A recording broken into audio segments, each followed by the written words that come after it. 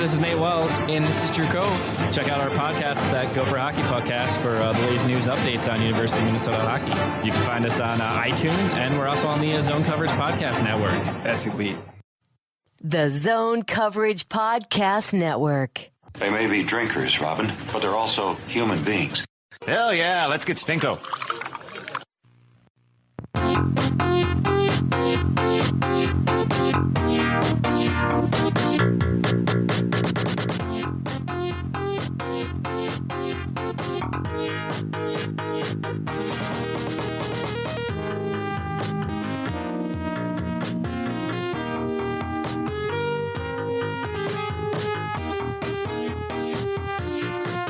Welcome, Giles and the Goalie Podcast, the only Minnesota Wild podcast that I got nothing. We're not unique. I thought you had something for a second there. No, I was hoping it would just come to me you as in I a was saying it. second? It didn't. Oh. That's probably fitting of this podcast. That is. I am your host, Giles Farrell. Next to me is Ben Remington. Hello. And on my other side is Tom Schreier. I invaded. You guys don't even invite me on these anymore. Again. Tom's here. You show up whenever you want. That's what the people want. Why would we invite you when you You just guys show used up? to like hide the times. You'd be like, Tom's yeah, here. we're like Sunday at 11 at night. I'm like, okay. Tom's here for the third week in a row, and that's like borderline, like, should I be concerned about my job level? I think it's more you should be concerned about the some of the sensitive ears in Wild Country who don't like criticism of the team. Well, yeah. I think we've cleared that stage at this point. It's done. Yeah. We've done the deed. But yes, you're close to being fired. Okay. Perfect. Just making sure, yeah. We're here in the new Zone Coverage studio. I don't have a name for it yet. Do we have a sponsor for the studio, like radio stations? Do? No, we're working on it. If anyone's interested, we'll sponsor. Yeah. Sponsor the studio. Just give me a 20. Yes, that's how this works. It has to go. It has to go 50 different ways, but I'll split that 20. Right.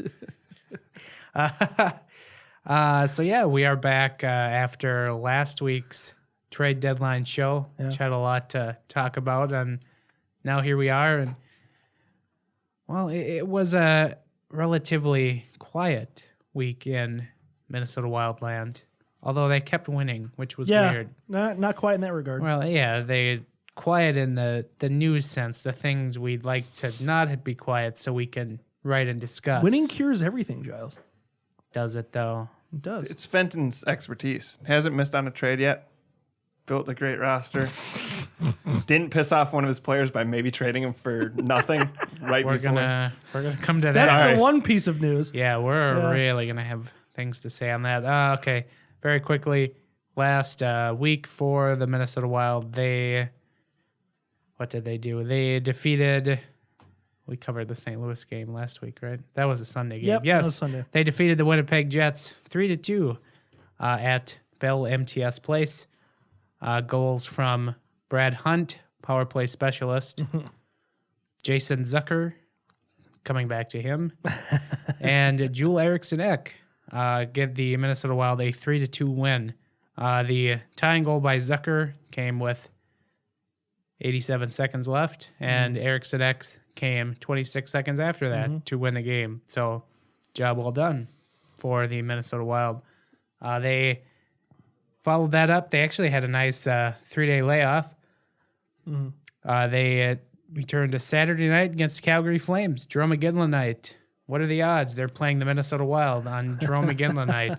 Number Should point 12. out, this is a jersey podcast. Wore the correct jerseys. Yes. As they should. I good asked both of jersey you guys. matchup. Giles didn't even respond. He would pish, But, I was in no man's land. yeah, but no, we were No, saying. literally, I was in no man's land. Have you ever been to the Quad Cities? Yeah. Wasn't that the Wild's affiliate for a while? ECHL affiliate? No, Yeah, I saw Mallards, some think. Quad City Mallards The jerseys. Mallards. Yeah. But now it's the Quad City Storm.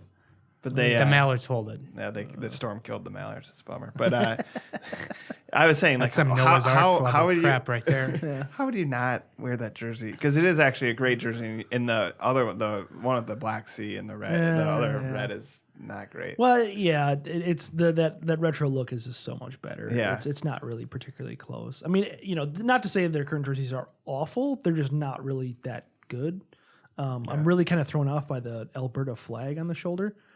Cause I also like the Atlanta Flames reference, which just seems like It's a good dig. But the Alberta flag on the shoulder that's blue, which has never ever happened in the existence of the Calgary Flames, and also they're not the only team in Alberta. Right. So it's like I don't know what you guys are going for here. If you're trying to claim something, is that like the flag on the moon or something? I don't understand. Not to get sidetracked, but we are really quick. The Jets obviously have the great jersey that they should wear all the time that they wear against the Wild. Yes, yeah, the Heritage Classic. I really think it'd be funny and cruel if they had the little thrasher like stuck in one of the Jets, like poking its head out, be like, "Help me!" But they just honestly, at least the Flames represent Atlanta hockey, one of the two teams that was there. Those damn thieving Canadians. Sorry, Giles. Let's get back to results. Goals from Eric Stahl, Matt Reed, Ryan Suter, and Ryan Donato give the Minnesota Wild a 4-2 win over the. Don't judge my text. Over the Calgary Flames, ruining Jerome McGinley night. The text was for Justin, who I hope saw it. Yeah. By the way, Justin is producing this otherwise fine production again today. So Wild win 4-2 over the Flames. No Matt Dumba revenge game for anyone. So it was not without the stupid tomfoolery, though. What the hell was that guy's name? Garnett Hathaway. Decided to try to rearrange Luke Cunning's teeth on the dasher board, which was probably a bad idea on his part. So he got booted from the game. And there was, a little bit of the other rough stuff, but no actual fisticuffs. By the way, they had entered with a 7-game win streak, right? Yeah. The Flames. And this is a team that... Top in the West. And it was not in the playoffs last year, right? Nope. We kept on talking about, are they harmed by the Canadian dollar or getting 20% or whatever? But I mean, in all seriousness, probably one of the more exciting teams in the West, as much as people here probably hate them. Yeah, I mean, they're an interesting team because it's like, they had a decent offseason. They signed the real deal James Neal, and they also traded for Noah Hannafin, which was kind of a weird trade because they gave up Doogie Hamilton. But I don't know. Yeah, it's just all of a sudden that team, comes out of nowhere. I think a lot of that has to do with how David Riddick played to start the season. I know IP's probably cooled a little bit, but it certainly wasn't Mike Smith, as we saw on Saturday night. Yeah. Then close week, Minnesota Wild hosted the Nashville Predators in a game that started less than 24 hours after their game against Flames finished. Drew a lot of angst from the home fan base. Get over it. Goals by Eric Fear, Jason Zucker late in the second period give the Wild a 2-1 lead. Philip Forsberg. You may remember him from such trades as the one for Marty Erat. Scores the tying goal with less than 3.5 minutes to play in the third. Game goes to overtime and then to a shootout where Ryan Johansson moves at the snailest of snail's pace. We call that Danny Heatley pace. Except Heatley was... That's Victor Rask pace working. now. Yeah, that's true. Victor Rask. Victor Rask pace to score the goal. Rask-esque. Ruins a decent performance from LS. Illegally scores the shootout goal. Sure. Is that how you see that? I mean, they talked about it on the broadcast. Well, unfortunately, it's kind of a gray area, but the letter of the law is that you can't touch the goaltender in any way. And because there was also the momentum rule, and it seemed like he did maintain forward momentum. Yeah, it did seem like he stopped, but he backhanded his pad into it. Yeah, and so he did push the puck against Stalock's pad and then into the net. So, it's one of those things. It's like goaltender interference. Spin the wheel. It's a great thing for hockey that no one. It's like everything's a catch. I know, right? Yeah, yeah. It's just like could they have called that no goal? Absolutely.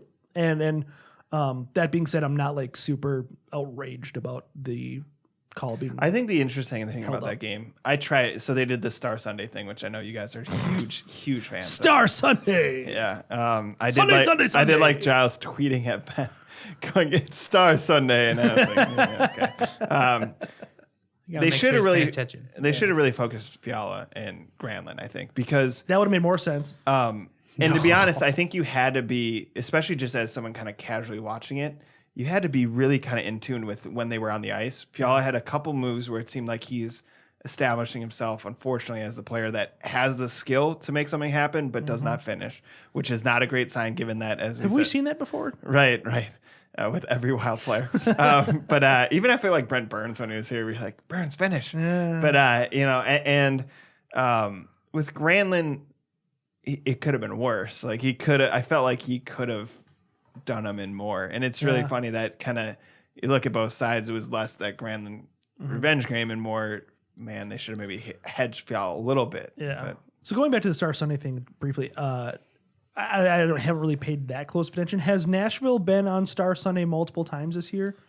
Maybe. I guess what I'm I getting don't know. around to is why was PK Subban not the feature? especially when Miss Lindsey Vonn was like why in the stands. and it just goes. I mean, we've talked about this a zillion times, but he is one of your marquee stars. Why is he not the guy that you're featuring? I on Star completely Sunday? agree. I mean, I think the league should promote the hell out of If he him, was but- just the guy on Star Sunday 3 weeks ago, okay, I get it. Like, don't do it over. That's Yeah, it's fine. just like how many And it's not that Forsberg isn't good. Yeah, but it's just how many and granted they run weird matchups, but like how many Nashville matchups, especially with know. Chicago gone like not very good. I'd be interested to see. I mean, I gotta assume he's been on a Sunday and it's been Star Sunday. And they were trying would to hope. emphasize Stars. I would it hope. was Suter versus Forsberg, right? Yeah, was the but I don't know. I expected like a Granlund, like hat trick or something. Yeah. Or setting up I don't know if they Forsberg were 3 trying to juxtapose Forsberg versus Suter, like that was a one-on-one matchup that we were going to Yeah. look at.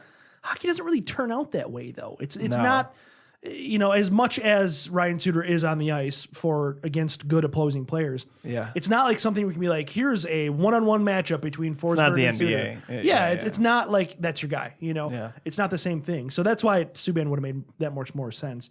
And then, let's try to make that. Let's try to, market your stars maybe.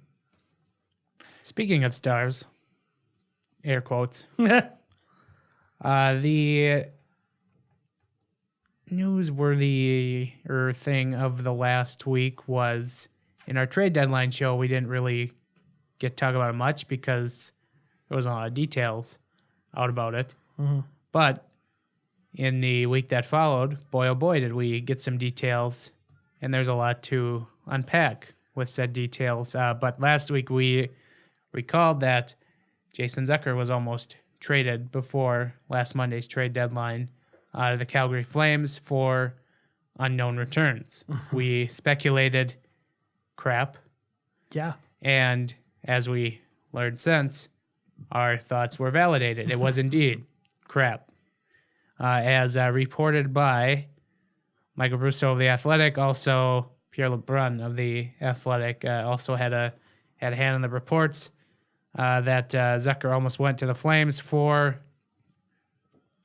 wait for it, Michael Frolik and a draft pick. That's it. That's straight. The trade is 1-for-1.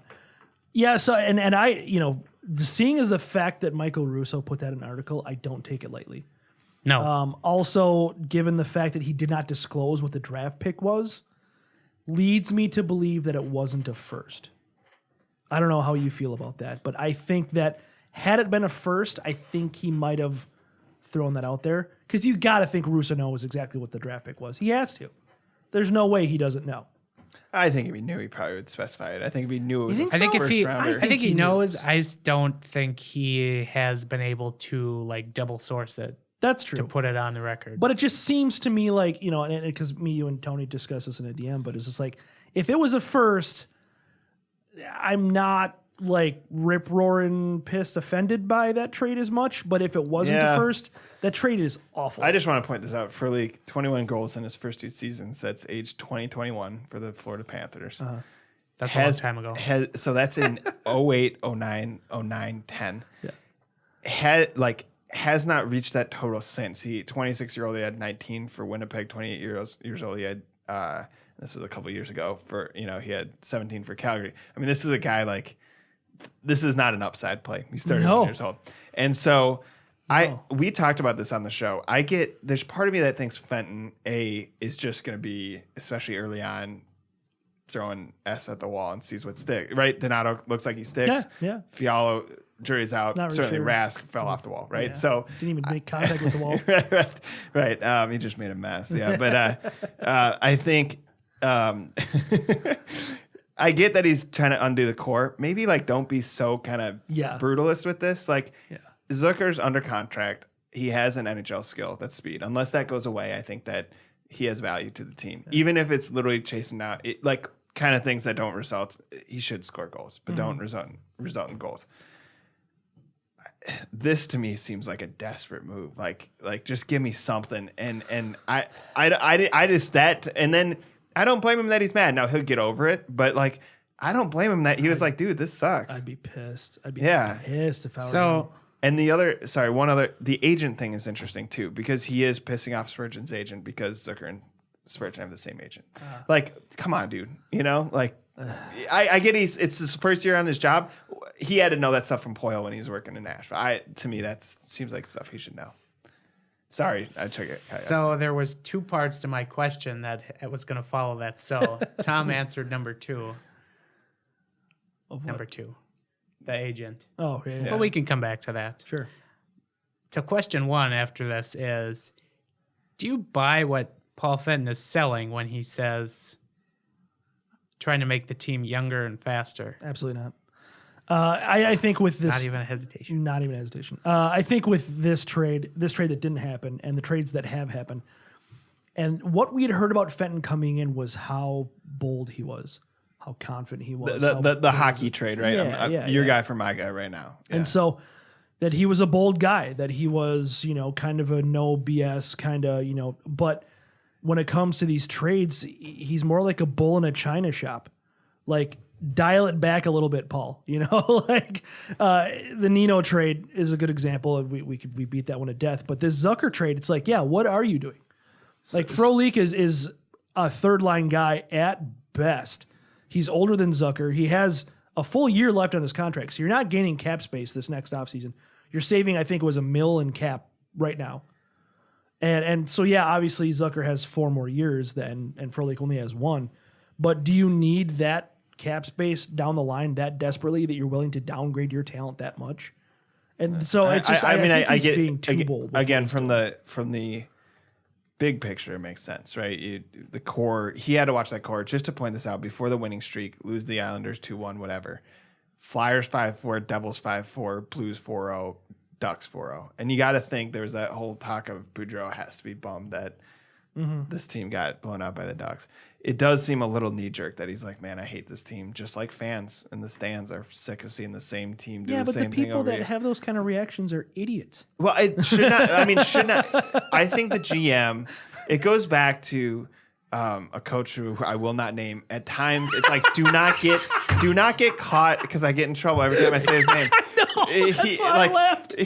Listen, if you're the coach, don't get sucked into the locker room thing. If there's a rift between the young players and the old players, you're supposed to be kind of the adult in the room and be like, guys, come on, settle down. Yeah.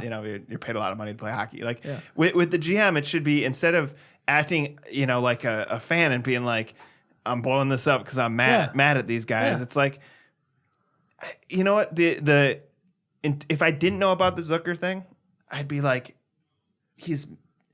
like, I like Donato. I actually think that trade makes sense, even if I think Coyle's going to do the Minnesota Boston thing and be a star. I'm convinced of it. I've said 90 goals in the next 3 years, right? But I think Donato's a player they need. They needed some youth. They needed someone who would shoot first. They needed someone who kind of wanted to be like, I need to show you guys that I belong in the NHL. And he has done that so far. Yeah. With Fiala, I get that is like the risk. That's so risky, being like, A, Poyle knows his guys very well. B, it's in division. C, you didn't hedge the trade. Like, I looked at that one and been like, Fiala has to be like Marian Gaborik. Like, I mean, he won't be that, but he has to be that that kind of skill player. At least a 60-point guy, or for that to make trade. sense. You lose for sure. Like, I get the cap space and the youth thing. Yeah. Okay, that's wonderful, but what's the point of having cap space if you don't have players that produce? And the Rask one, I aside from the fact that you can literally be like, I pay the 4th liner $1 million less or whatever. If he's good, I would stand by it and say, look, Niederreiter is a great player, but he may always be that person who just needs a change of scenery every 3 years. He may be a guy that just kind of gets lazy after a while, or something happens. But Rask is just not a usable NHL player. Like he's not a fit. So then his credibility goes out the window when he kind of gives you two different messages. Because he's right. He should just be focused on let's get a little younger, a little faster. That means we don't touch Zucker because he's not old and he's fast. Right. And the Zucker thing to me goes, man, this guy is like still going back to your article. How do you trust him? How would anyone take anything him at his word ever? When all of his moves are being like super applauded by local radio hosts, that's when you know you're bad. Because it's the angry New York crowd. Yeah, it's just like, oh, burn it all down. Get rid of all these guys that aren't winners. These guys with bad attitudes. Whatever here's that the thing. Stupid terminology they're using. Niederreiter looks like a winner because that stupid Carolina franchise that was garbage is all of a sudden pretty good with him on it, right? I mean, they're winning and celebrating and whatever, pissing off Don Cherry. Yeah. Yeah, well, the Nino thing too. I think he's getting so many more minutes and so much more opportunity now, and that he wasn't getting here. I think that's a big part of it too. I don't even know. I mean, change of scenery is part of it, I'm sure, but part of it is he's also been kind of given a lot of leash, and I don't think he ever had any leash here. Hence him getting sent down to the fourth line. And the flip side of that is Donato's exactly the case. It seems here as opposed to Boston. Nope. I think. The weird thing is that why wouldn't you try changing the rules first and then trading the players? That there's some of these things that these guys get so stuck in their ways. And with Parise Suter, you go, they are leaders. They are locked under big contracts. Mm-hmm. They still have skill. I think they're, Parise is a two-way forward. Suter is a lockdown defenseman. They're still very valuable. But let's not pretend like, it seems like they have too much influence in the locker room. So if you're going to piss them off, that's fine. They're not going anywhere. Right. They're going to deal with it. They'll get over it. Jason Zucker is going to get over the trade thing, and that's more ridiculous, to be honest. I'd understand more why he's upset. Mm-hmm. Yeah, for sure. So the second part of the question, which Tom kind of hit on a little bit ago, but Jason Zucker, notably upset after the trade leaked out, signed a 5-year contract extension last summer with the current general manager, not an old one. Right. And I didn't even think about that. Yeah. I didn't notice What? that. Chew on that for a minute. What? That makes far less sense now. And God, that's as stupid. Tom said, his agents are notably ticked off, as been alluded to by Russo. And the same agents represent Jared Spurgeon, who has 1 year remaining after this on his contract. So now you're in a hot spot where, at last check, this could have changed, but Paul Fedden hadn't addressed this with either Zucker or his agents. He had played no kind of mop-up duty on kind of everything that got out. And he just kind of let it get out there. So And fester. Someone had to be like, that's not true, and like verified it before talking to Russo. Yeah. Because if I'm Russo and I hear that the first time, I'm like, okay. Then again, this guy did trade, Niederreiter for Rask, so there could be something to that. I think, to be honest, so Spurgeon has one more year left. I think he's gone. I just think he's 30. He's going to be 30 next year. Mm-hmm. And as much as he probably owes the Wild something for taking a guy that seemed undersized that the Islanders didn't want, a 6th-round pick, a guy who almost good for 10 goals a year, right? And great defensively and all that.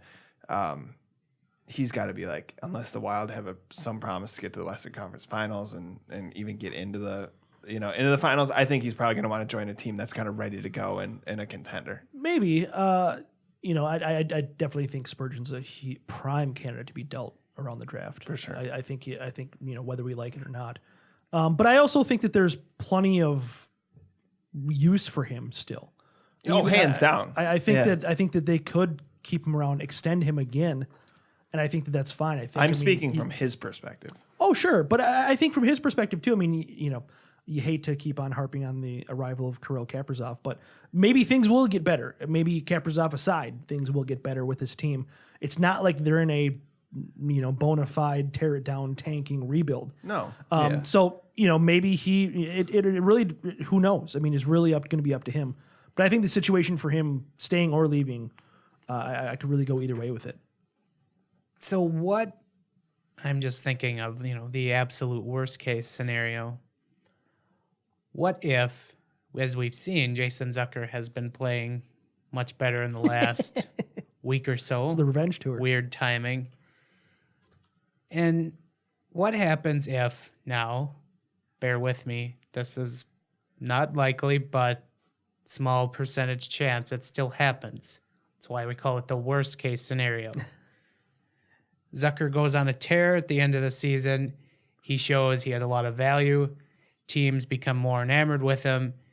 And there's all of a sudden a trade market for him in the summer. Mm-hmm. But he comes out still angry in the offseason, and he's like, I want out. Trade me. And he makes that public as a last knife to Paul Fenton, who tried to get him out of town. Yeah. And drives down what trade value he had because now Paul Fenton's backed into a corner. Sure. Worst case scenario, I don't see Jason Zucker doing that. I think he's like Stahl, right? He probably wants to stay here. Probably. Well, I mean, his wife's a huge reason why. Yeah, his wife. But this he's even very ingrained in the Twin Cities at this point. And the contract he signed indicates. Oh yeah, absolutely. And there is something to be said that given all the chaos that's happened, even a player like Eric Stahl, demanded to stay. It was so funny. Yeah. He was like, really. had this funny usually you're like, don't trade me to the freaking Islanders, right? And his was, don't trade me to a contender, right? Keep me around. Yeah. He seems to be a guy that wants to stay. I guess the X factor always is gonna be Vegas, right? That would sure. I think they're running out of room to keep somebody like that. I mean, there's the not a Mark lot. Stone deal. There's not a lot left in the tank for Vegas to make another big acquisition. They've really kind of gone all in, but they got to start paying some of their guys too. The other thing to consider is Zucker. What is a tear for Zucker? There's 15 games left. How many games are left? Something like that. And he has 17 goals. He looks like a 20 goal scorer. I know he had 33 in a contract year, but if he's a 20 to 25 goal scorer, I mean, who's just backing up a war chest to pick up a big contract like that? No one. Right. So I think, unlike Spurgeon, who I think might see some value in playing his 30s with a contender where he knows they can go further, Zucker may want to stick here. Giles, what are you? I showed Ben the perfect trade scenario to send Jason Zucker to Vegas. Tom, would you like to read it? Holla and Holla. Door number 1. Yes, I saw that. It is. Yeah, it's our From friend. our friend Sinbin Vegas. Yeah. He said he will do it. Zucker for Holla. Hey, And then he likes Hollow, as he should. I don't know. It just that whole trade. It just. I think the only way you make it up to Zucker is, and I don't know if he's done this already. He probably hasn't, but you kind of call him in your office and be like, "Look, sorry about that. I'm not going to trade you." Or, maybe it is beyond repair, and Zucker walks in and takes a dump on your desk and says, "Get me the F out of here" as soon as the season is over. You really don't know which way it can go. Like I said, it's not likely, and his wife shot that down on local radio in the last Well, that's good. week. And that's kind of the feeling that I get is it's- that Zucker is going to be the bigger man here. But the other thing is, I don't think a player has to like the GM. They have to kind of like the coach. I mean, I think that's a different dynamic. No, you're absolutely right. The other thing is kind of this winning cures all. I still hesitate to. It's funny. Usually, goal differential will tell you. Giles is receiving calls. He's getting tweets. You want to talk to the Twins right now, Tom? Yeah, let's do it. Usually goal differential will kind of tell you who ends up there. Mm-hmm. It tends to be plus here, and neither the Stars nor the Wild have that. Weirdly, Colorado does. I still think if the Wild don't make the playoffs and it's like an Arizona, Colorado, Edmonton, Chicago that sneaks in, you're like woof. So I think there's still playoffs here. I think that certainly the feeling around the team isn't confidence that they are good now. It's more just they're capable still of winning streaks. And the rest of the division or conference is horrible. Yeah, and I think I think the question is just kind of how does this feel at the end of the season when a trade request would be made? Mm-hmm. Are they going to be bummed again that it's a first round and out, or is it like, hey, look, even in a transition season, at the very least, we are where we were with the old team. Yep. I think that's what they sell, certainly. Yeah. Because it's but if they miss the playoffs, I think then it becomes they use the whole retooling thing as an excuse, but it's like if Chicago makes the playoffs over them using basically 4 dead bodies as defensemen, mean, that looks just terrible. And I would love Boudreau to get up there and he's like, so I'm getting fired, and the Rask trade tanked us. Goodbye. So just go half baked on it. You. You're cool. since we mentioned retooling here on the fly, kind of the other newsworthy thing of the week was Craig Leipold, Wild owner, sent out a video message Oh, to yeah, I haven't watched that. season ticket holders where he flat out says, this is not a rebuild. And he goes on in the video to cite the young players, Joel Eriksson Ek, Greenway, Cunnin, and then the new guys, Fiala, who am I missing? Donato. Did he mention Rask? No, Okay. weirdly. But I found this fascinating.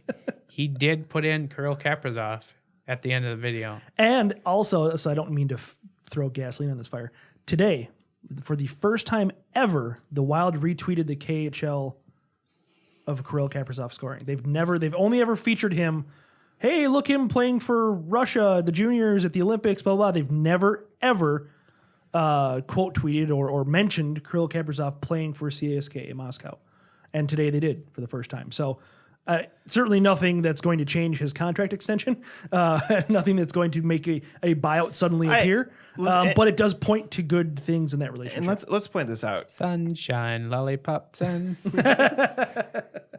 Mikhail Granlund was the last, I think, kind of a lot of intrigue around him. I think that because he had kind of the lacrosse style goal, right? And there's a thought that he'd shoot the puck. And, there's weird. Did you hear that? Is there a breeze blowing through here? that he had that unique No, the skill ring's and, soundproof.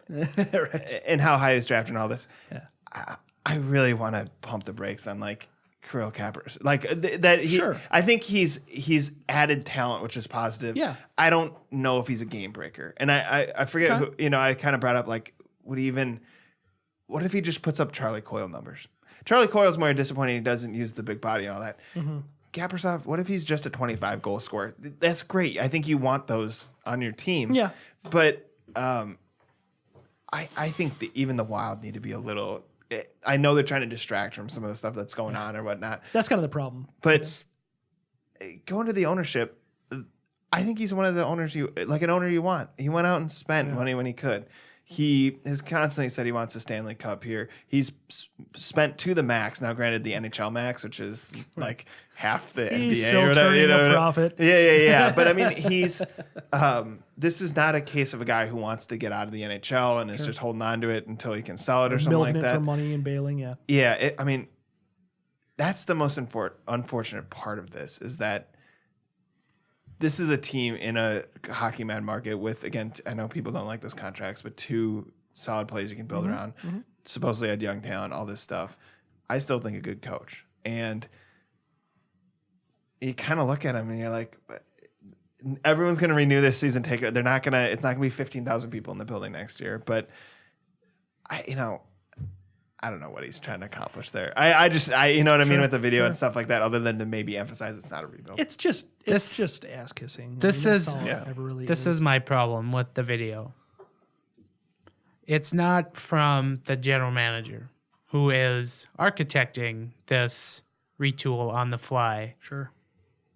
And if it was me, I would want to hear these words from him, not the owner who's trying to hide him in a corner while he sits in front of the camera, because Paul Fenton has made it abundantly clear he wants to be anywhere else on planet Earth than in front of a camera. Sure.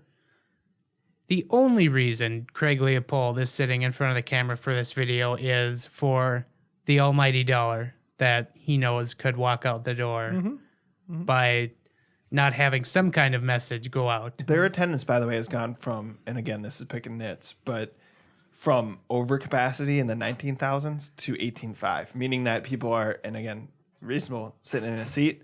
There's not this standing room thing. And I think it's going to be few. There are going to be some people that will probably pass on season tickets. Sure. Just in case, this really knows that. That's what he's trying to get out and do. But you're right. I mean, a guy like Fenton should be the one reassuring people. The least reassuring person in the Wild organization right now is Paul Fenton right now. Well, but I think that's Leipold's job as the owner, right? Like he's just a rich cheerleader. Yeah. Like that's all that owners like him can really do. Right. And so I used to be a poor cheerleader. Now so- I'm just a poor analyst. and so like Fenton is Fenton's not going to get in front of a camera and have to defend the stuff that he did because it's like that would be really hard and The end of that the would Everyone stir more. knows That would be poking a bee's that nest. Craig gave Fenton the green light to do whatever he wants. Which is fine because it's like, well, thank you for letting him do his job.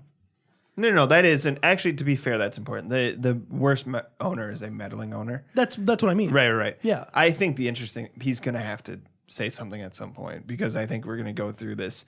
They're going to look like the Wild have in the past, right? With different characters, kind of. I think you're going to see kind of might not make the, and then kind of sneak in at that 8 seed, probably out like a light, right? I mean, we're talking 4 or 5 games, unless the 1 seed really goes through injuries or really like something really goes wrong for them. Batman Forever, yeah. Yeah. And I mean, you go back to Fletcher's moments where this is a triage, right? I mean, he always had kind of a line or something like that to kind of like emphasize, like, man, this is really bugging me too, and how Fenton handles that's going to be interesting because people are going to look and go, are they taking away? I think a coach who's pretty well liked, right? Is he gone? What if my favorite player is playing somewhere else really well for another team, right? Yep. And dude, like, he's gonna have a weird question where it's like, are you buying out Rask? It's really expensive, but you really messed that one up. I don't think he will, but I mean, like, that question will be asked. People ask about the trades. If Fiala just looks like a guy with skill and doesn't finish, like, people are gonna be like, you have a 2nd round pick. Oh no, that's right.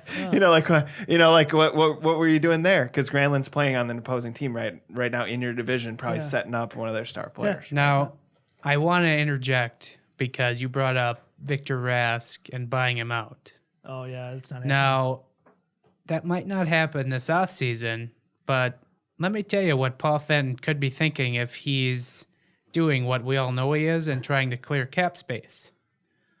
There's a team going into 2019-20 It's nowhere near the floor. that badly has to hit the cap floor and could be persuaded to take on a contract for the right price. They've talked about them and Lucic a lot. I've heard that like weekly. That team's the Ottawa Senators, Yes. if you didn't understand, who cleared out all their good players. And they don't really have, a lot of like pressing RFAs that they have to sign. No. So going into next year, they only have $44 million committed to the cap. So you could toss in a good draft pick to sweeten the deal and say, here, take Victor Rask The last thing away. you want, though, is him to get Fletcheritis and be like, hey, the draft picks are worth something. Please stop trading those away.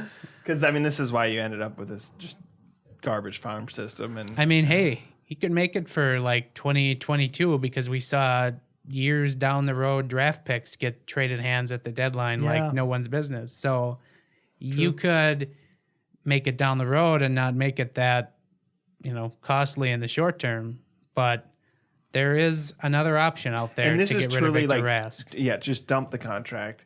Now, the other issue is just what is certainly Minnesota is a recruiting tool because we know there's players. It's still as an example, right? Zucker that wanted to stay here, and even to this day, I think Preezy Suter go. There are worse situations, right? Oh, I mean, God, yeah. I don't think they're as regretting it as much as some people may be thinking. It's still, if you're a star, if you're the star the Wild need, how is this like your top 3 even in terms of like, even if you have the cap space to get Matt Duchene? Yeah, $9 million. And really, do you want Matt Duchene, right? The locker room had trouble without him. Like, that's playing with fire. But I'm saying, yeah, right. Like, let's say if, Tavares Sign back me in up the to day. be an Uber driver. Yeah, I don't think they're landing the Duchesnes and the Panarins of the world. That's just not happening. Right. So the cap space is what it is. You don't want to be just jammed with it like you were before, but That was also in the message from Craig Leipold is, he pretty much acknowledges you've seen the moves we made and the savings we received in the last 10 days will be used to acquire other assets. Well, yeah, that's That's so obvious that it's just like, I don't know. Do you need to say that? I don't know. I mean, luckily they will have a goalie space. Nobody's open. accusing him of being Karill Polad. Right. You know what I mean? Like, no, we know you didn't trade those guys to cheap out. Counterpoint to your question. Think of Wild fans. That's a good point. Yeah. Yeah, Yeah, I don't know. It's such a weird situation to be in because it's like I'm not very convinced of Paul Fenton. Sure. Especially, after how the trade deadline went down. Like, again, we all like Ryan Donato and we're all intrigued with Kevin Fiala, but nothing there. By the way, just because he didn't finish in the Nashville game doesn't mean that he can't become a goal scorer. But that was a bad sign. Or right? 3 games. So it's like, it's fine, Yeah, and I don't know. I think that they, to me, it seems more if you have $10 million cap space, that might be 2 $5 million players, right? It seems more likely than it is. And as it sits right now, like I said last week, after the dust settled, they're not going to have $10 million in cap space, unless they move something else, which is very, very possible. Yeah. So I don't know. I mean, Fletcher was the issue is that I always go back to Fletcher was really bad early on, right? The Cam Barker trade stands out, but Burns. He also didn't. Right, and he also didn't. Although some of those circumstances were. Oh, sure, yep. But it also didn't end up so well that you're like, well, Fletcher messed up early on, and then he didn't trade second rounders for Matt Molson, or whatever. Right. I just worry that this is a trend across the board, and I kind of wonder what the leash is for him, given that Leipold already saw it before. Well, and probably isn't thrilled if he's the one delivering this message instead of Fenton. Yeah, I think Leipold probably wanted to deliver that message. Again, it was more of a pocketbook thing. It was season ticket holders. Let's go. There's a reason it went to the season ticket holders and not all the fans. Yeah. It went to the people who are actually paying money to see this team. Right. Well, there you go. That's kind of the only newsworthy things of the week here. Any other Minnesota Wild thoughts? You got some Matt Reed takes as he's been back and forth up the I-35 expressway. No, I mean, I don't know if we'll get to it or not, but I just think that this winning streak, I don't want to say it's smoke and mirrors, but I think the people who are falling all over themselves saying that Fenton is some kind of genius. It's simple human motivation. It's akin to firing your coach. Like these players, and Jason Zucker's a great example. Like, yeah, Jason Zucker's playing like his head's on fire right now. Well, it's because he's pissed.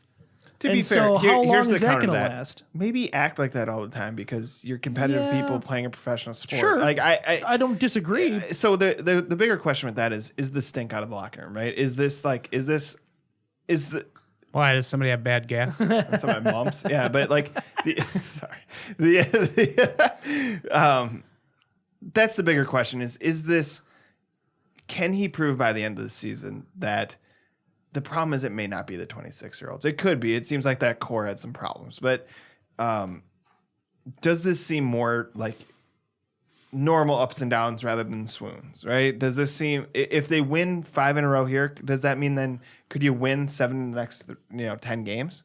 Could you win 6 of them? Or are we going to see, look, it's tough. It's Predators again. It's Lightning.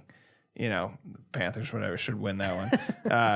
Sharks, Stars. There's other teams. The schedule's brutal. Yeah, it gets tough. And are they going to just collapse again? Or could they ride a 500?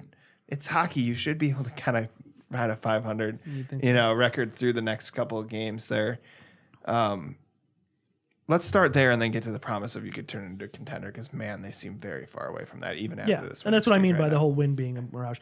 Yeah. It is and it isn't. It is in that, the guys who are playing like they're on fire are motivated to do so because they're seeing their friends getting traded away and almost them getting traded away in Zucker's case. But the part that's real is Devin Dubnyk, and we can get to that. But Devin Dubnyk has bounced back in a very big way. And, they're going to cite, FSN cited like his last 4 games, his save percentage is .925. Oh, yeah, 4 games. What a sample size. Yeah. It's like, Jesus Christ. But to their point, I think even a little bit before those 4 games, he has been playing much better.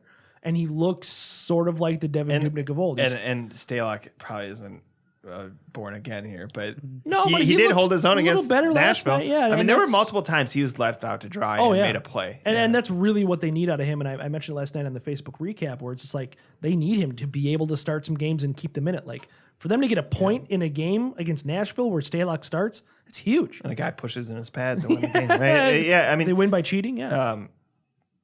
Yeah, the question with Dubnyk will always be: is this mercurial goaltender, or is he towards the end of his contract and getting older? That's I think what the Wild have to determine and kind of figure out what you do if he's only 32. I don't know that he's that cooked. Right, and goaltenders tend to be better as they get older. Yeah, I think it's more the mercurial thing because it's like that's always been him. Yeah, he's always had and they do ride him months, like a horse. Insane months, crap month, insane month. It's always been a back and forth. And they do overuse him. I mean, that's the other thing. It's how do you fix that? Devin Dubnyk in the month of March, 946 save percentage. Yeah, what's that? There's 2 your games? FSN next level statistics right there. 1 game. Oh, 1 game. No, it's 2. Oh yeah, he didn't play on Sunday. Yeah. Okay. Just 1. Killing it in March. You hear that? Killing it. Going to the playoffs. You want to talk about Ryan Donato killing it? He has. It was sad that his point streak ended last night.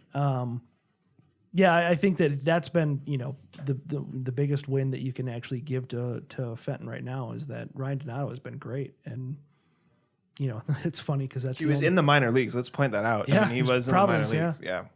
And I mean, it's the funny thing. Like that's the only trade that Fenton seems like he may have quote unquote won. With the very very early returns, and it's the only trade he got a draft pick back into. It's the only non 1-for-1 trade. So 7.6 games and shooting the puck and all that. For him, I think the next step is: do people care if he's on the ice?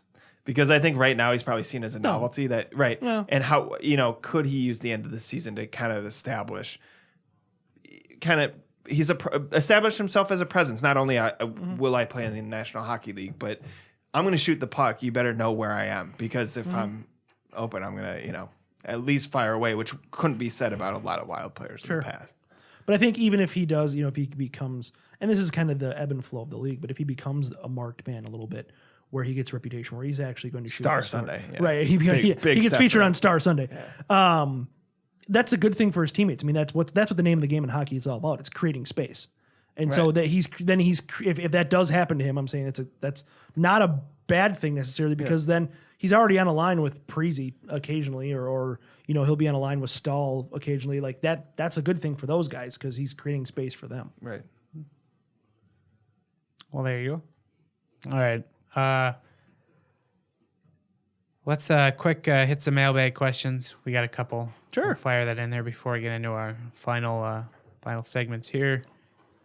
From Adam Nelson, with just one non-emergency call-up remaining, who do we likely see if the Wild are looking like they'll make the playoffs? Iowa can make the playoffs for the first time, so will there be any reluctance to take a key player and jeopardize their ability to make a run? No. They don't care if the Iowa team. They care enough to where they sent down, was it Greenway, Donato? Yeah, which used up 3 out of the 4 Yeah, so call-ups. they sent those guys down and then immediately called them back up. So those guys are eligible for the AHL playoffs. Right. But they're not going to harm their own NHL playoffs to chances to. No. Is that what he's asking? Well, kind of, yeah. He's wondering I think it was more if of would they call somebody up who's doing really good and hurt Iowa's chances? They're probably going to get in the playoffs. I don't think so. I don't think anyone who's playing really good on Iowa is overly that's the Sam valued Annis type player. Yeah, I think if they have an injury, certainly. But as you saw with Matt Reed, who probably isn't all that important to Iowa, I don't think they need anybody that important. Could Annis be a black ace that makes a appearance in the playoffs? Sure, but I don't know that. Yeah, I mean he could be the 4th guy, but I don't know that you see him. Maybe he's up for a game. That is a fair response to that question. I don't think the Wild are going to experiment. Like, they're going to bring up known quantities if they have them there. I don't think they're going to be like, hey, man, can you help us out in our playoff run? Like, if they haven't done it yet, they're probably not going to do it now. So a player like that probably will stay down there. Yeah. Remember that time they called up Cal O'Reilly for 2 minutes? He just likes to drive. It was literally 2 minutes. Yeah. Like, I don't even think he got to Albert Lee. Other question from Luke Cahill. Is Boteto the worst hockey player ever to play D for the Wild? That's another one, like Fenton. Like, That's what are you doing? Huge whiff. That's a good question because there's been a lot of terrible defensemen. Yeah, I was gonna say this is the Martin Skula question. Yeah. Yeah, I think Boudreau's pretty bad. Like I don't understand why that experiment has gone on as long as it has, especially with the amount of left-handed defensemen they have. It's weird. Again, this is Fenton, right? He's already establishing this trend. Donato, good, right? It looks good. What? Rask, bad. Yeah. Like Hunt, right? Was the he's a claim. He's good. Yeah. Like at least trade, you would pick up that guy. This one, man, like what a weird. He's also a weirdo. Like Giles always tweets his face now. Like. Well, and I have to tweet it when I'm getting attacked by Fulness and Russo for missing a night. It is disappointing, Giles. You got to be on top of this at all. Yeah, times. apparently there's this market for gifts. It's a shame it doesn't translate into dollars. you need a Patreon, Giles. To view this gift, pay me $100. Hey, some guy paid me $1. It goes. That's true. It goes back to the whole Zucker thing. Who signed Paterin to that free agent contract? Oh, that would be Paul Fenton. And then he's a healthy scratch for one of Fenton's guys, Potato, on Sunday. And it's just like, what? Yeah. Like, what are you claimed this Potato guy off the it also waivers. forced. He's been awful. Yeah. What are you doing? Paterin, like, sure, he has lapses occasionally. So does every But he's under a defenseman. 3-year deal. Well, and he hasn't played that bad. I think it was Evolving Wild that tweeted out before that game, like, Paterin has been one of the better defensive defensemen in the NHL. It's pretty laughable, his point total, but he actually has been somewhat responsible in his own zone. Well, that was a mailbag. Thank you for two questions. They were good questions. They were good questions. They were Thank you. worth answering. So, over to the Bruce Boudreau quote of the week. Hi, this is Bruce Boudreau. I don't see how in Toronto that they're calling it, unless it's a guy they just pulled in off the street that hasn't seen hockey before. If I were the fans, I'd be booing even more because they pay good money for this. If you want it, don't just think you want it. Go out and f***ing want it. Very quickly, Bruce Boudreau quote of the week. Not a week for any laughable. Yeah, they were quips. winning. So Yeah.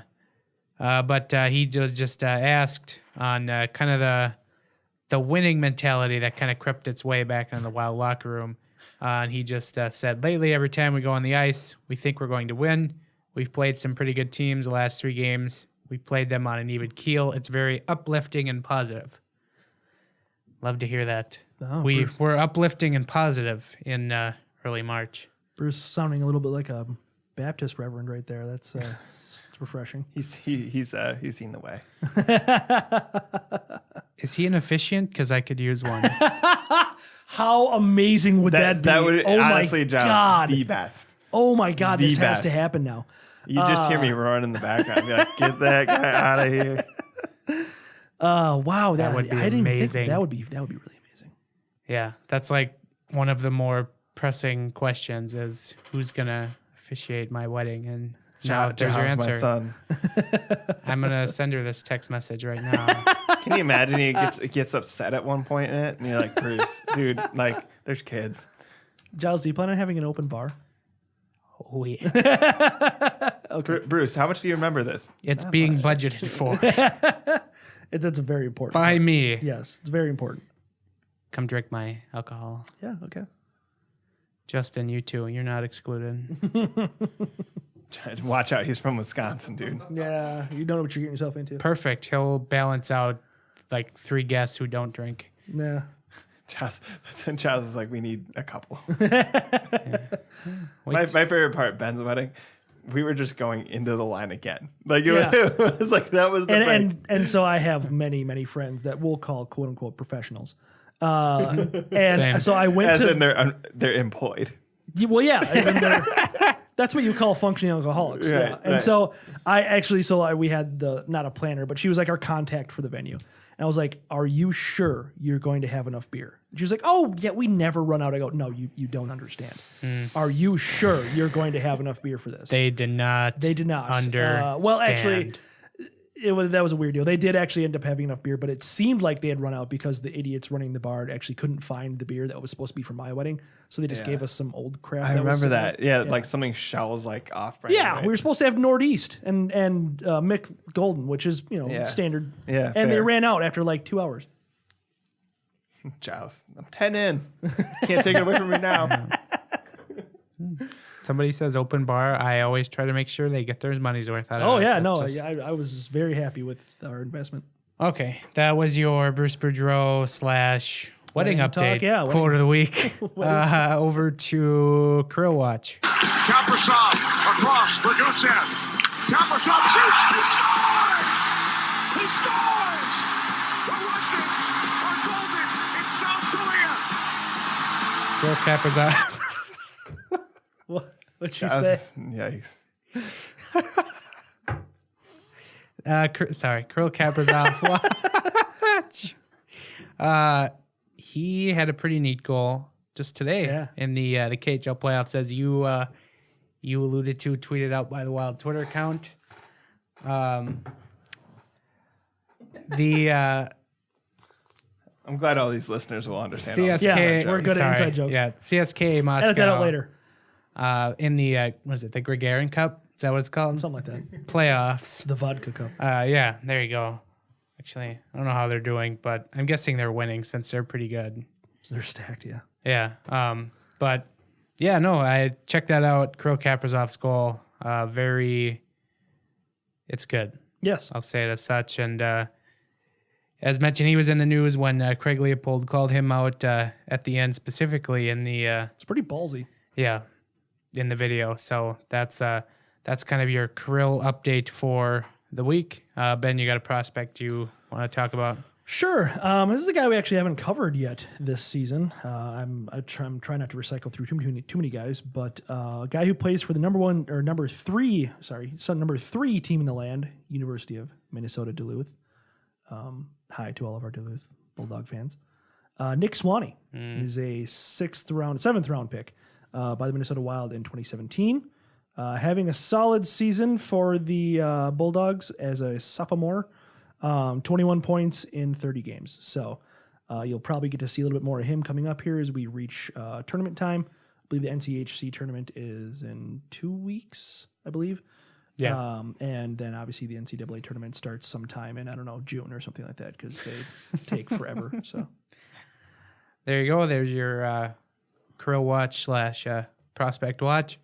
Now on over to our Central Intelligence. Central Intelligence. Yeah, I've been scoreboard watching since opening night.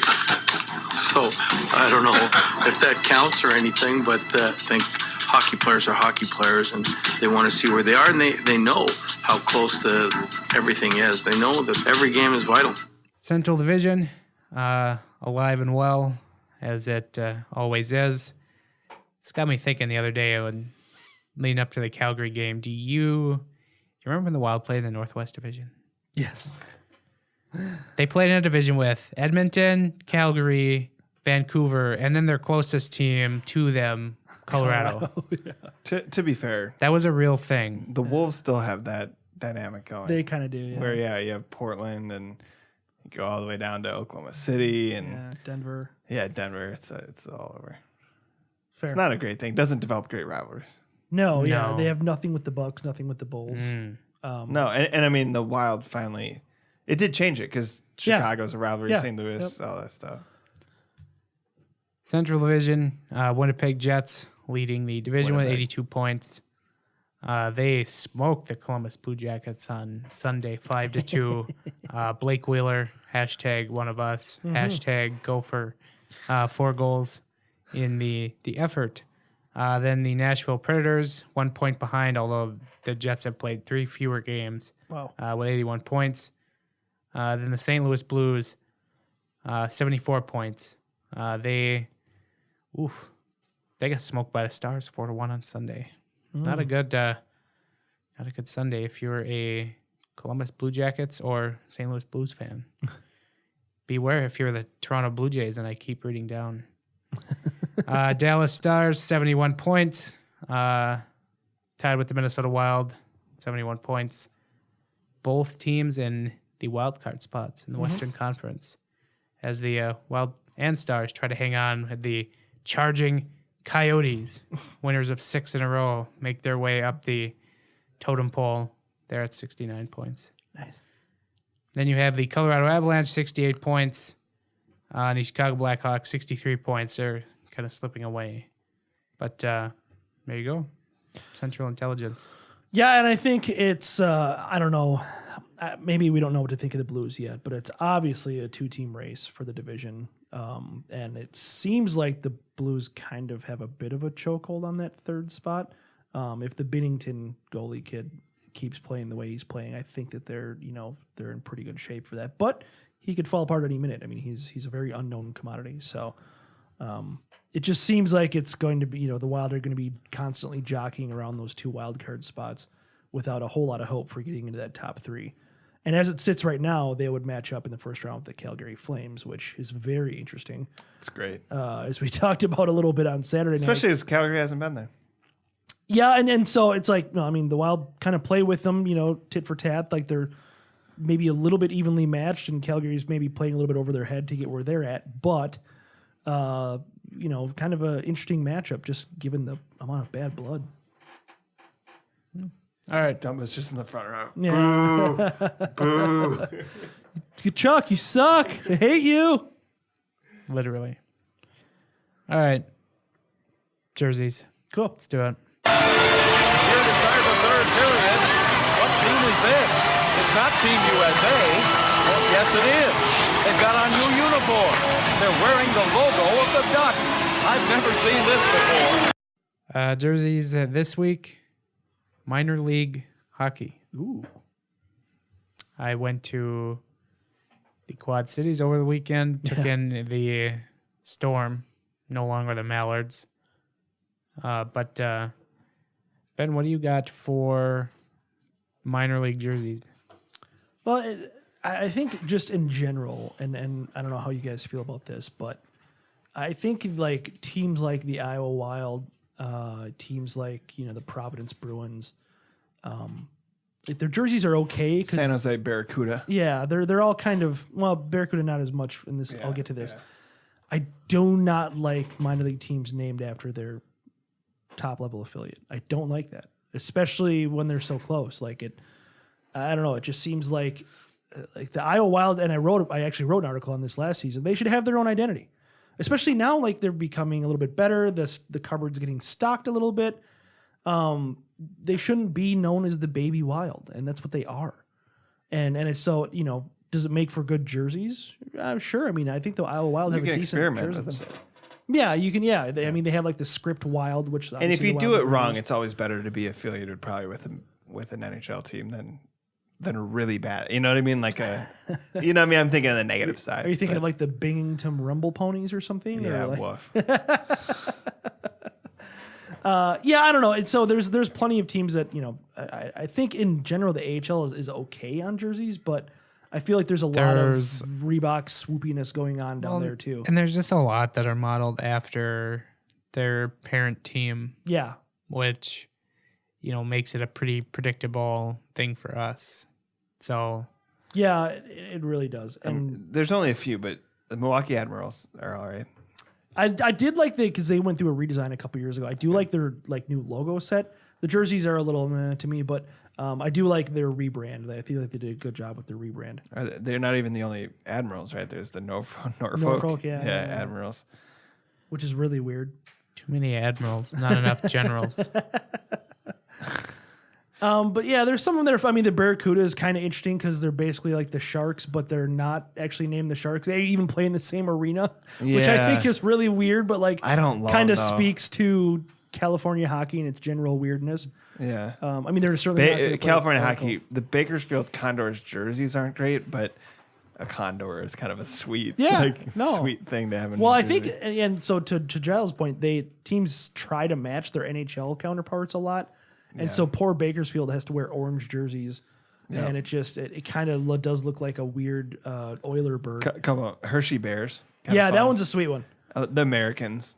Pride. I'm trying to think. They're not very the Norfolk Admirals actually aren't terrible. And the Lehigh Phantoms, the Flyers affiliate, kind of has a Flyers-esque logo, but it's not a Flyers like direct ripoff. So I kind of like that as well. Another thing that I thought of with minor league jerseys, so minor leagues are obviously very famous for their promotions and such. Where are you guys on the special jerseys? Like SpongeBob? Yeah, the SpongeBob jerseys, all the Christmas jerseys, Do it. ugly Skeletons. sweater jerseys. Why not? I don't know. Maybe I'm that curmudgeonly. It depends on how often you do them. If you do them all the time, don't. Yikes. But like, if it's kind of fun every once in a while, I see Batman and Joker. I'm sure Giles. These are actually a picture of Giles's version of those. I think it's fun every once in a while. I think if you try to, if you can't identify what the actual jersey is, you're in trouble. I see a fair amount of those. I don't know. It just seems like for every 10 of those promotional jerseys, I like one of them. Some of the names are funny. The Solar Bears. Like, why is a polar bear in Orlando? It's at the zoo. Yeah, actually the South Carolina Stingrays are kind of cool. The color scheme. Yeah. Once you get into the ECHL though, it's a little rough. It gets hairy. Well, and the Quad City Storm, like it's a terrible look. Like the Mallards was actually It's a terrible name. It is. It's a terrible name, but the Mallards was actually like kind of cool. Like they had, it's not a common name, and they had a decent logo with. The Storm is kind of funny. It's a little tornado. Yeah, with well, a hockey stick and a lightning bolt. Yeah, I don't know. It just seems like it's a whole lot of breeze. Kind of reminds me of the Thrashers. Stuck in the Jets. That's fair. That's fair. I think we have talked about how the Manitoba Moose exist, Yeah. Yeah. and they started in Minneapolis. Yeah. The Minnesota Moose. Yep. Yeah, and I think they're actually a team that I kind of like their set as well. They basically have the Jets jerseys with a different logo, which is not bad. I don't mind. I just kind of like the team, the Moose. San Like, it's Antonio kinda- Rampage. That's a weird one to me. That's funny. When I lived in San Antonio, they had a minor league team called the Iguanas, Nice. which was kind of weird and but in a very kind of like Jump. Yeah, I don't know where the Rampage. That's just like that's the kind of '90s naming that you get at names like the Wild. Wheeling Nailers kind of looks like Friday the 13th mask. It's kind of cool. Yeah, Another there's one some- that's good, and we weren't going to do juniors, but the Calgary Hitmen is a very No, we need to actually go through juniors. Cause junior. juniors You're has right; some it's a fun. different beast altogether. And Yeah, I do really like the juniors ones. Yeah. Forgot what I was going to say. Poochie, you look like you have something to say. Ruff. I'm Poochie, the talking dog. I have to go back to my planet now. Cleveland Monsters is just too modeled after the Cleveland Cavaliers for me. Like they're really trying to tap the LeBron. Cavaliers market that doesn't exist anymore. Right. But Yeah, that's insane. They literally, there's some good, interesting names out in the ECHL. Yeah. Like Tom brought up the Wheeling Nailers. Yeah. Like that's an awesome name. Like why don't we talk about that more? I mean, they're either kind of fun or it's the Swamp Rabbits, or the Rabbits. the Everglades. Greenville Swamp. Everblades. Ooh, this is good. Jacksonville Icemen. What does that even mean? Is that a Utah Grizzlies. Sounds like man. they stole a team. Yeah, I was gonna say, didn't that already happen once with Vancouver and Memphis? Right. Newfoundland Growlers. I think Ontario. That's a junior team, I believe, but that's a great one. That there's a new logo that just came That's out. a That's pretty awesome. ECHL team. Oh, it's ECHL, really? Ontario I thought that was Ontario in Reign the is queue. confusing. That's Ontario, California. Yeah, it is. Yeah. And they in kind LA, of or near LA. retrofitted the Yeah. old Kings logo, which I don't know if I like it as much. Their but- jerseys are pretty much carbon copies yeah, of the- the Pure Rivermen look like a 90s cartoon that just didn't get updated.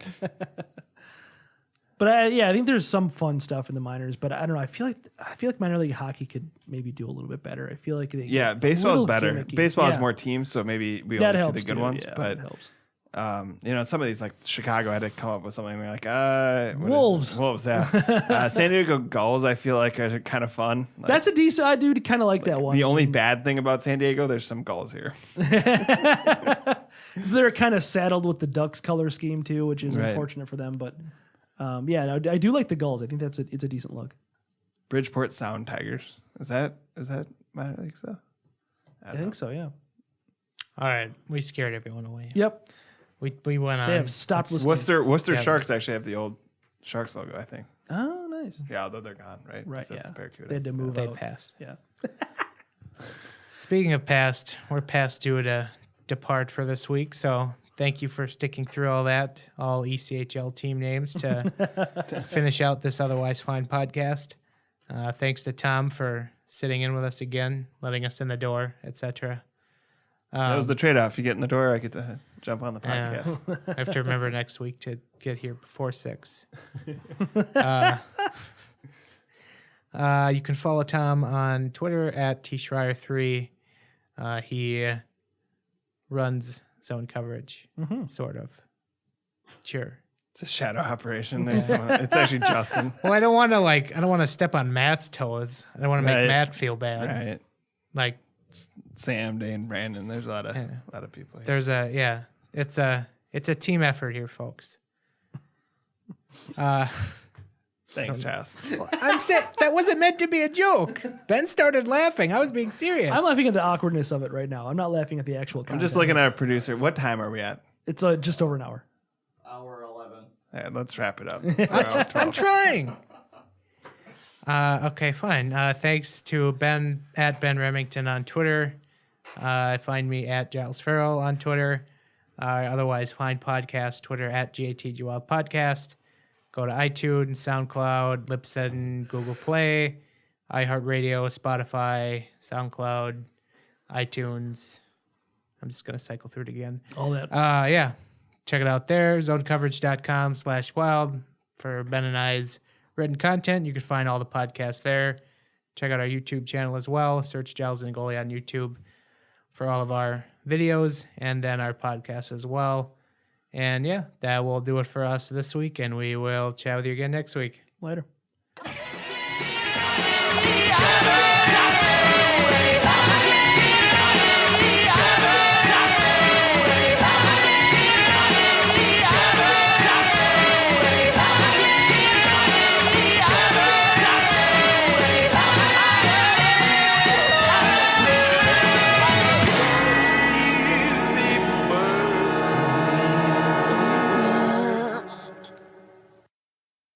It's not resiliency. You're making it sound like we're good.